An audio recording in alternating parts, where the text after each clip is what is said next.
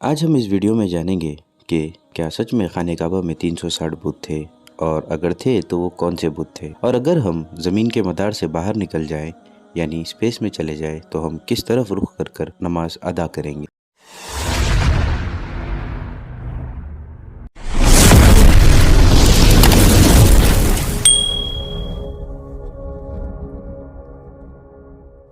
حضور اکرم حضرت محمد مصطفیٰ صلی اللہ علیہ وسلم نے جب آپ کی نبوت کا اعلان کرا، اس سے پہلے عرب کے لوگ وہاں پر بت پرستی کیا کرتے تھے۔ اب جیسے کہ ہم لوگ سنتے آ رہے ہیں کہ خانہ کعبہ میں 360 بت تھے، ہم جب عام طور پر گفتگو سنتے ہیں تب یوں لگتا ہے کہ خانہ کعبہ کے اندر 360 بت تھے، جو کہ غلط ہے۔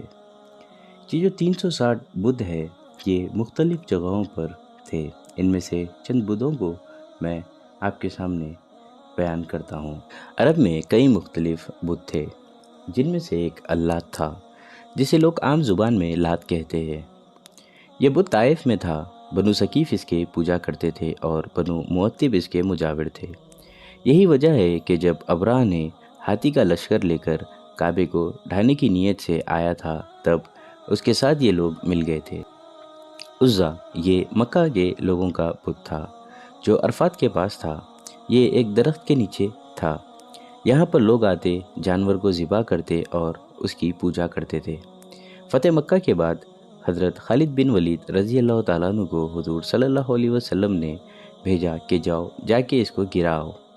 تو خالد بن ولید رضی اللہ تعالیٰ عنہ عرفات گئے عزا کو گرانے کے لیے۔ منات یہ مدینہ والوں کا بت تھا، یہ بھی خانہ کعبہ کے اندر نہیں تھا۔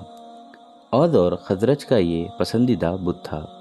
حضور صلی اللہ علیہ وسلم نے حضرت سفیان کو بھیجا، جاؤ اسے گرا کے آؤ۔ حبل یہ وہ بت ہے جو خانہ کعبہ کے اندر تھا، لیکن اس میں بھی اختلاف ہے۔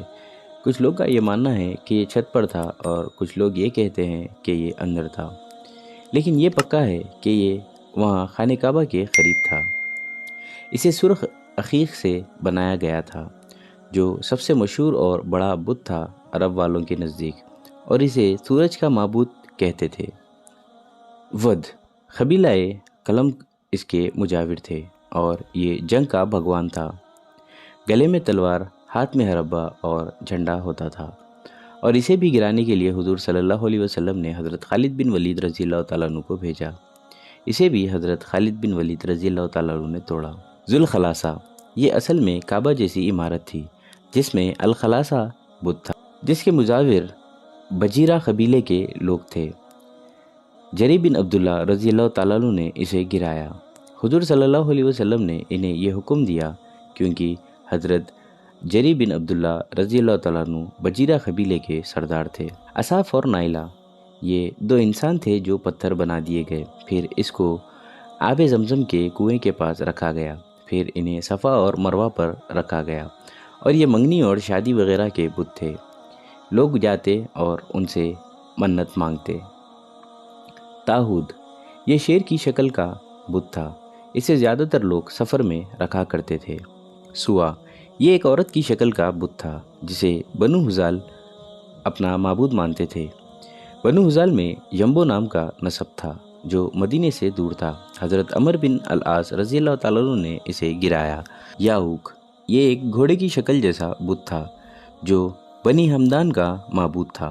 یاؤس یہ قبیلہ مراد کا بت تھا۔ اسی طرح آپ کو کئی بت ملیں گے۔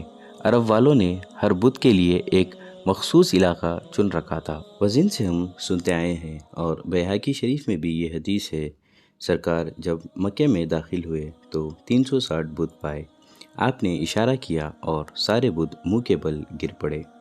اب یہ محدثین کا مقام ہے کہ وہی بتا سکتے ہیں اس کا کیا مطلب ہے، لیکن تاریخ یہ بتا رہی ہے کہ سارے 360 بت وہاں نہیں تھے۔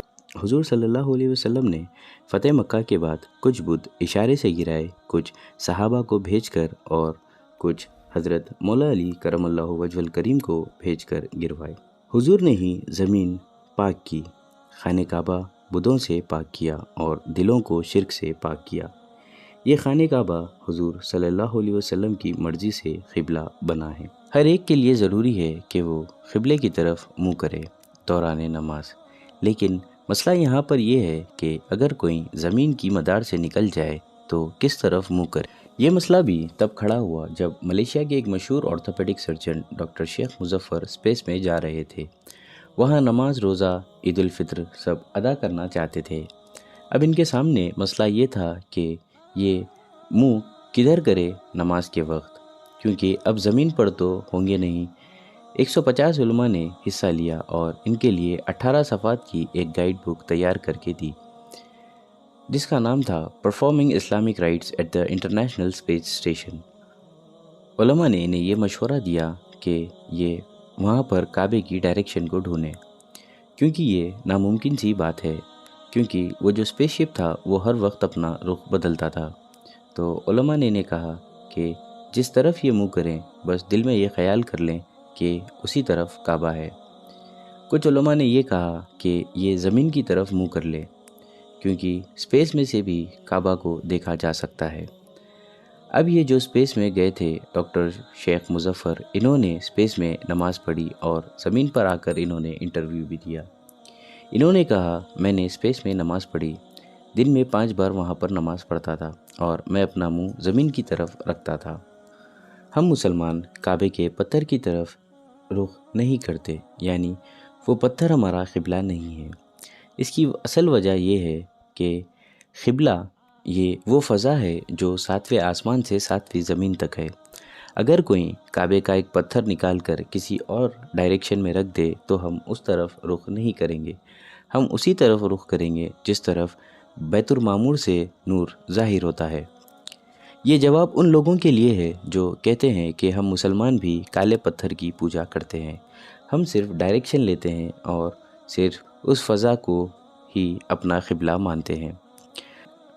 کعبے کا احترام کرو، اس کے ڈائریکشن میں آپ یورین نہیں کر سکتے، نہ آپ ٹانگیں لمبی کر سکتے ہیں، نہ آپ وہاں پر تھوک سکتے ہیں جس طرف خانہ کعبہ ہے۔ لوگوں کو اکثر دیکھا گیا ہے کہ وہ خانہ کعبہ کی ڈائریکشن کی طرف اکثر تھوک دیتے ہیں یا پھر اپنی ٹانگیں پھیلا کر بیٹھ جاتے ہیں۔ حضور صلی اللہ علیہ وسلم نے فرمایا، جو خانہ کعبہ کی طرف رخ کر کر تھوکتا ہے، قیامت کے دن جب وہ اٹھایا جائے گا تو تھوک اس کے پیشانی پر ہوگا۔